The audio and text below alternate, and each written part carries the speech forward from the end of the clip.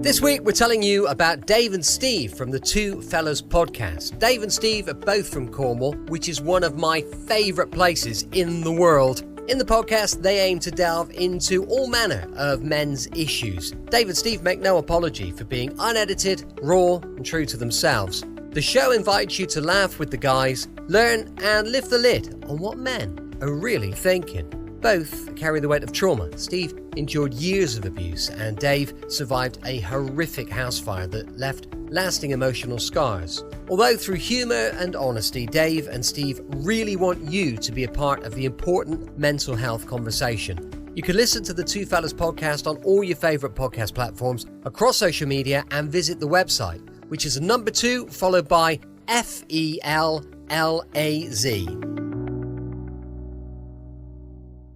Good evening, welcome to another episode of Brett's Old Time Radio Show. The weather is all over the place for this August bank holiday weekend. 1 minute it's raining all night, rained all through the night. And then now we've had a bit of rain throughout the day, sun shining at the moment, but it is a bit on the blustery, blowy side. But look, do you know what? We won't worry about it. I've booked a table for us to go out for a little bite to eat this evening, so I don't know if you're available.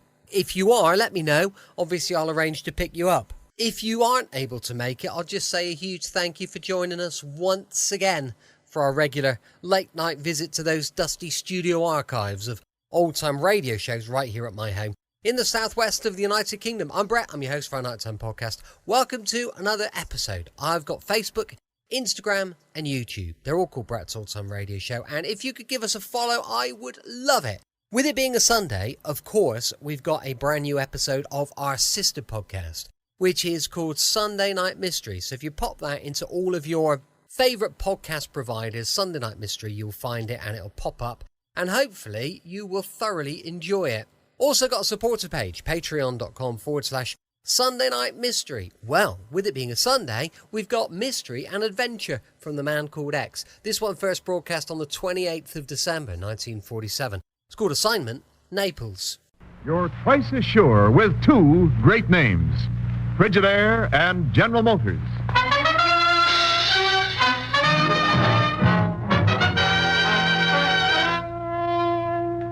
Frigidaire presents Herbert Marshall as the man called X.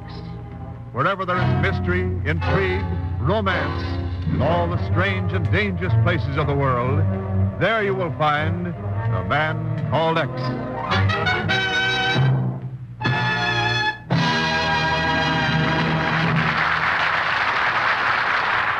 Frigidaire.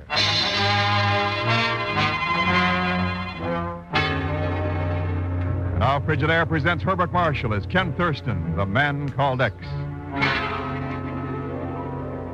A cold breeze, heavy with the dampness of night, lays clammy hands on the Italian city of Naples.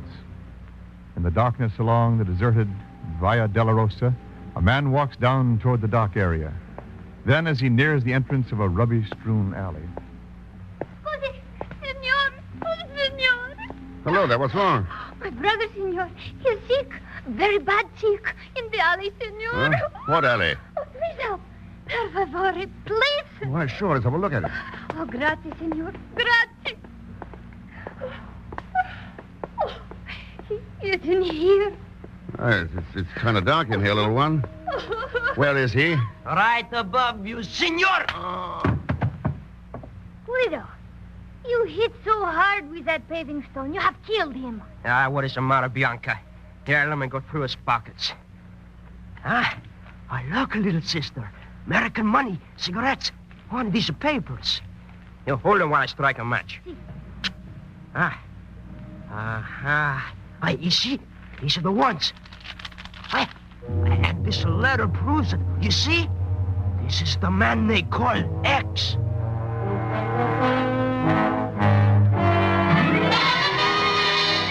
For the last time, Pagon, no. I'm not going to give you Ken Thurston's address. I forwarded your airmail letter to him, and that's that. But Mr. X hasn't answered yet, Mr. Chief, and he owes me money for work I did. I'll start to this. Oh, here. He asked me to give you this, a petty cash voucher for $20. Miss Brooks will cash it for you. $20? What a measly amount for all I did. Well, of course, if you don't want it, I'll take it. Yes, Miss Brooks.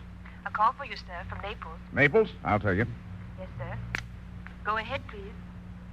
Thanks, Miss Brooks. Hello, Chief. Ken, what's the good word? Anything new on the hijacking of those American relief shipments? Oh, no, Chief. I only got here yesterday. Oh, yes, of course. But, Ken, that gang's getting away with murder. And the ship carrying grain seed is due to arrive there tomorrow. Now you know what kind of a prize that'd make for them. Yeah. These people are hungry. They'd rather have grain seed than pearls. That's why I called. Now, what have we got on Alfredo Sicanolfi? Sicanolfi represents the Ministry of Agriculture there in Naples.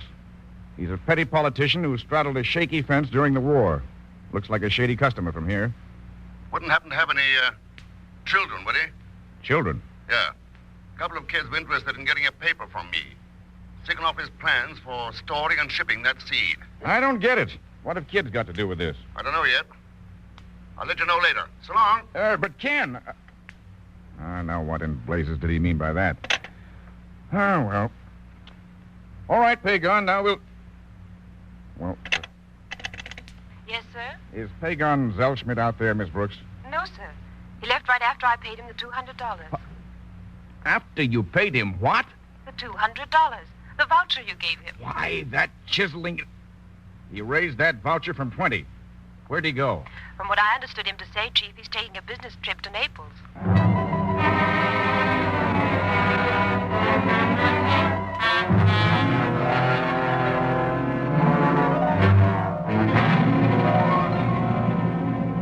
I tell you, Senor Thurston, I do not like this. That paper contained the time that the seed was to arrive, the place we intended to store it, the freight routings, everything that the gang of thieves could wish to know if they intend to steal it. Nothing will happen to it, Sicanolfi, if I can get the information I'm after. That's the connection between children in the dock area and the hijacking of relief shipments. There is nothing unusual about children in the dock area, Senor. There are many like that everywhere. Flotsam of the war. There's no hope for them. They would be better off dead. This is something I keep telling Francesca. Francesca? My secretary, always trying to do something for them. Idealistic little fool. But why should you concern yourself over these lost children? They will all end up on the gallows anyway. Yeah. They could end up as stormtroopers in another world war.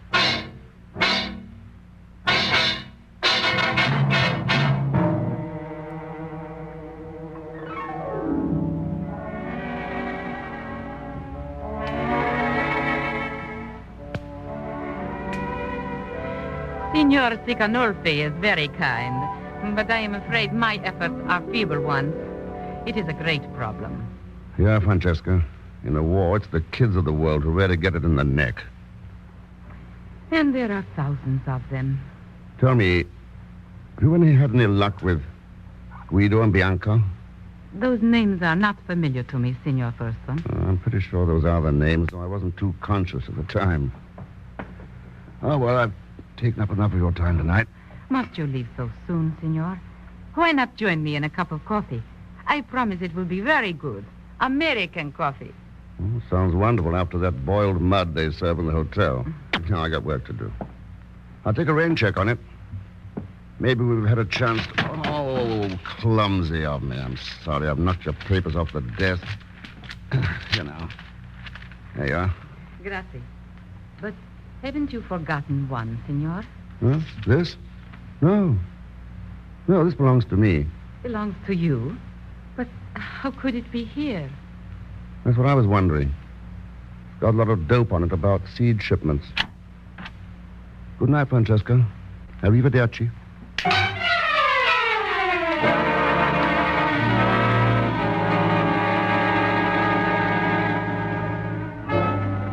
Mr. Thurston? Oh, you, Mr. Thurston? Wait up for me. I'm coming. Hello, Mr. Thurston. Hello, Pagon. Have you had any trouble finding me in the dark? That's a cinch. I got eyes like... Hey, you're not surprised to see me. Why should I be? I talked to the chief again. He used some pretty strong language about you and a petty cash voucher. But, Mr. Thurston, I can explain everything. It was all a big mistake. Your biggest mistake was finding me here down at the docks. You're going to work. Work? Oh, no. You've got no. $180 to earn. Or go to jail for forgery. 180? But... That leaves me between the frying pan. Yeah, doesn't it? But, Mr. Thurston, all right. I'll go to work. Okay. You're starting right now. Come on. Yes, sir. But why are we going down this dark alley? A ship carrying grain seed docked a couple of hours ago. This Lamadrone warehouse is where Siconolfi planned to store the seed.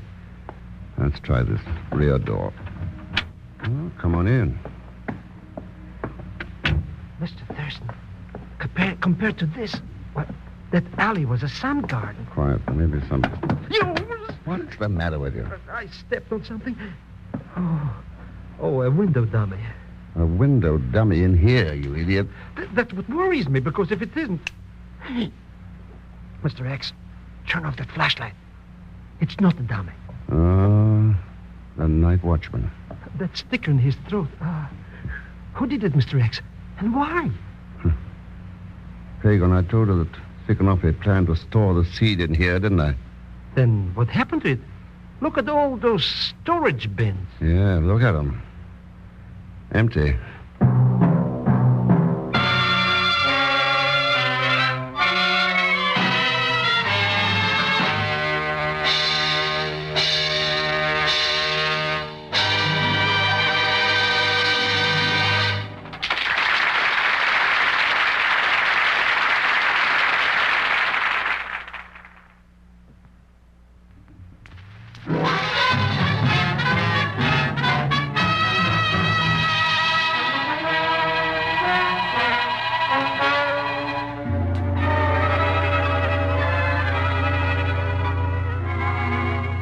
And now to continue with Frigidaire's Man Called X, starring Herbert Marshall.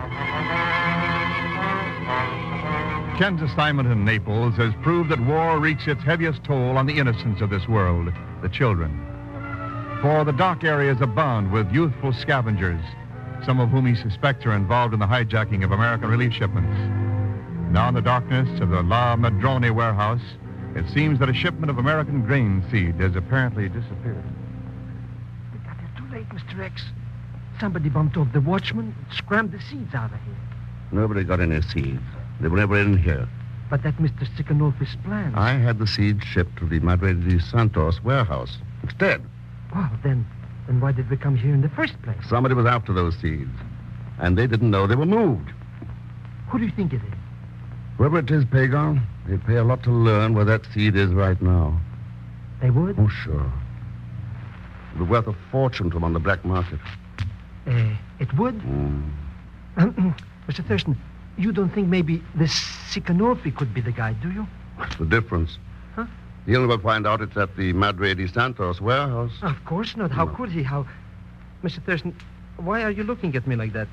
You don't think that I would possibly... Oh, Mr. Thurston, I swear by the father of my father of my father of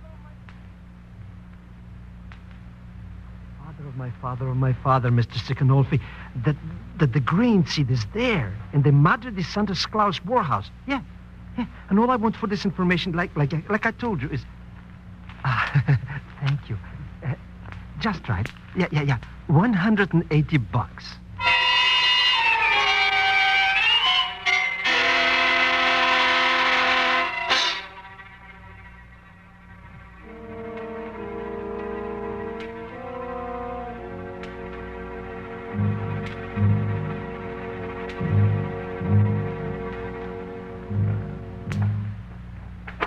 Careful, Francesca. My last pair of silk stockings. Well, it is a small price to pay for a clear conscience. What made you break down and send for me? Because I believed you were sincere. And it was foolish to deny that I knew Guido and Bianca, especially after you found the paper in my apartment they stole from you. Yeah. I had learned what they had done, Ken, and I took the paper from them. I did not tell you at first for fear you would punish them, and they have been punished enough. They and thousands like them, Francesca, living in bombed-out ruins like this one. Trying to scrape an existence from a world that kicks them around. There is still hope for them, Ken, with people like you willing to help them. There, you see them? Huddled around that small fire. Hello, Guido. Francesca. Bianca. I've come to visit Guido. I bring a guest with me. Guido, that man, he's the Silence, one... Bianca. Why did you bring this man, Francesca? Kind of thought we might talk things over a bit. We have nothing to talk about. Guido, Why don't you try working with the other people in this world instead of against them? There are no people in this world who care about me or Bianca. That's where you're wrong. I'd like to prove it to you. Like to give me a chance? Guido needs no help from you or anybody else. And I do not need any help either, senor. My brother Guido will take care of me. He has promised. Yeah, you hear, senor? And that is a promise which I shall keep. Come on, Bianca. We will go. My offer's still good, Guido. Better think it over. I can give you the answer right now, senor. It is this. Arrivederci. It is worse than I thought, Ken. They are incorrigible. Oh, well, it's not their fault, Francesca. Or the fault of any of the other kids like them. Well, then who is to blame? People who use them. People who are responsible for what they do, who keep them from having homes and food and warmth and love. They're the guilty ones, Francesca. They're the guilty ones, all right.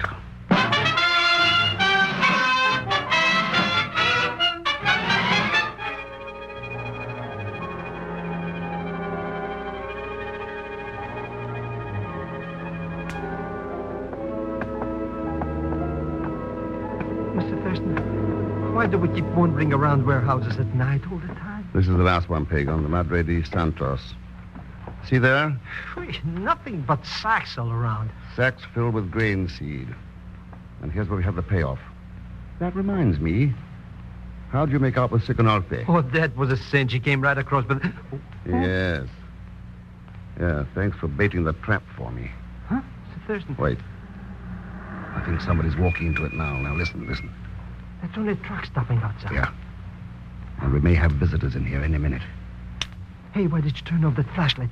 It's pitch dark. Quiet, listen. Mr. X, somebody's coming in.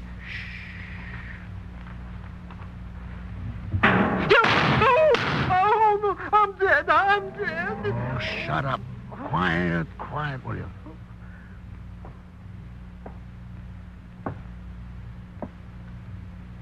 Stop right there, Siconolfe. Padre mio. Oh, Thurston. That's right. Drop the gun. Drop it. Si, senor. All right, now. What are you doing here? Well, I came to protect that seed, senor. Did you have to drive up in a truck to do that? I was already here when the truck came. When the banditti entered the warehouse, I opened fire at them. To protect the seed? Or to warn them that I was here? Your accusation is unjustified, senores. I think I can prove. I am certain that I shot one of them as he was running outside the door. Okay, Siconolfe, let's take a look. Mr. X, look. He did shoot somebody. Yeah, Pagan, he sure did. Oh, poveri. A 12-year-old girl named Bianca.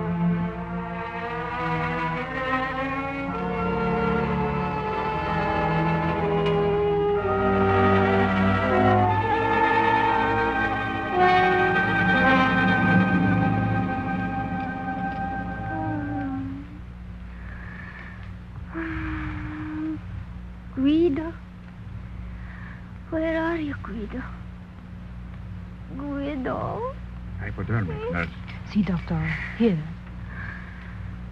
Guido, you told me was no God. You were wrong, Guido. Quiet, child. I can see him now.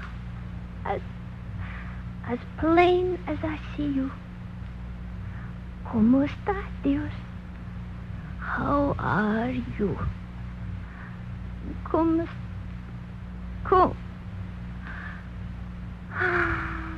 Doctor, She's in a coma, senor. what are the chances? We will not know for a little while. We can only do our best. I see. Okay. I'll check with you later.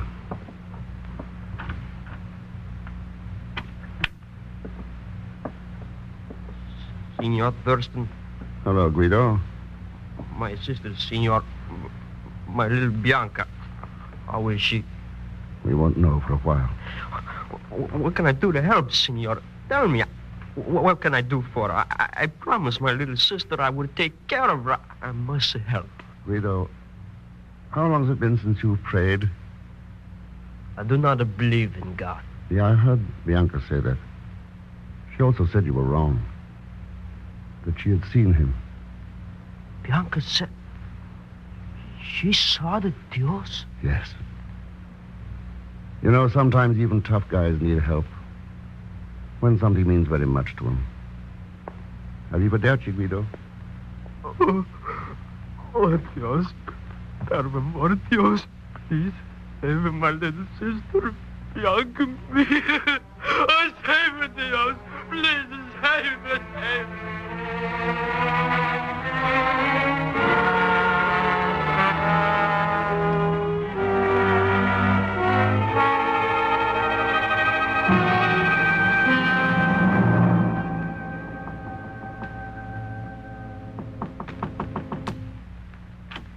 See, Oh, Ken. Hello, Francesca. Now, come in. Well, of course. But it is almost midnight. I thought I'd bring you up to date on our aid to children plan. No. Something has happened? Yeah. Guido found out where the seed was stored. He told the person he was working for. They came to get it tonight. What happened? There was a slight hitch in their plans. One of the kids was shot. Oh, no. No. Will she live, Ken? Just before I left to come over here, the doctor said, yes. Oh, thank the good Lord for that. The Lord you don't believe in. The Lord you taught those kids not to believe in. What are you saying? You were the one using those kids. They needed help, guidance. But you taught them to steal and lie. Oh, no, Ken. Why, you're The wrong. crime was yours, Francesca. They helped to steal grain and seed, yes. You were robbing them of their souls. What? Well, this is ridiculous. I explained about that paper. Oh, sure. And took it to their hiding place to make your story stick. But poor secretaries in Naples can't afford silk stockings, Francesca. Or American coffee in their homes.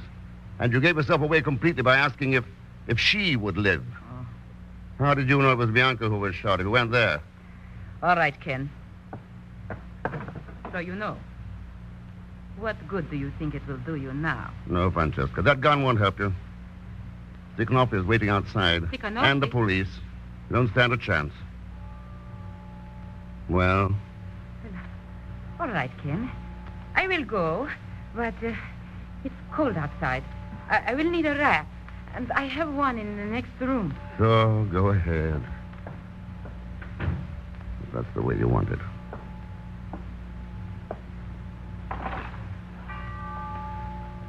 Midnight. 3 days from now, an old year will die and a new year will be born. Perhaps a better one.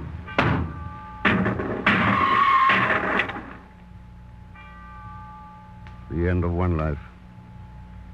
The beginning of better new ones for Guido and Bianca.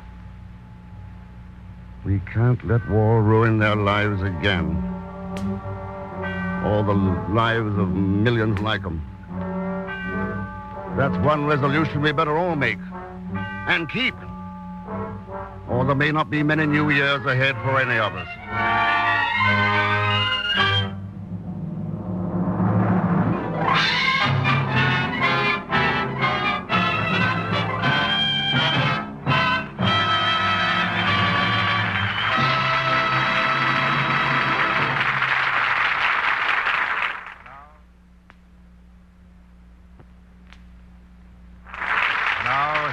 Star of our show, Herbert Marshall. Thank you, Wendell. Next time we come back to you, next Sunday night at this same time, we'll be right at the beginning of a, we hope, bright new year. Thanks very much for being with us during 1947. One of the things we've liked best about the past year has been the knowledge that you were listening. And we trust being entertained by our show.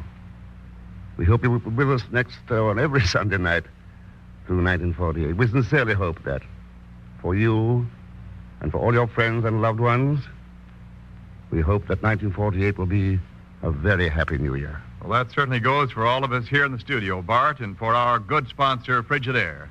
And now, just to do a little forecasting for 1948, let's tell the folks about next Sunday's show. Right.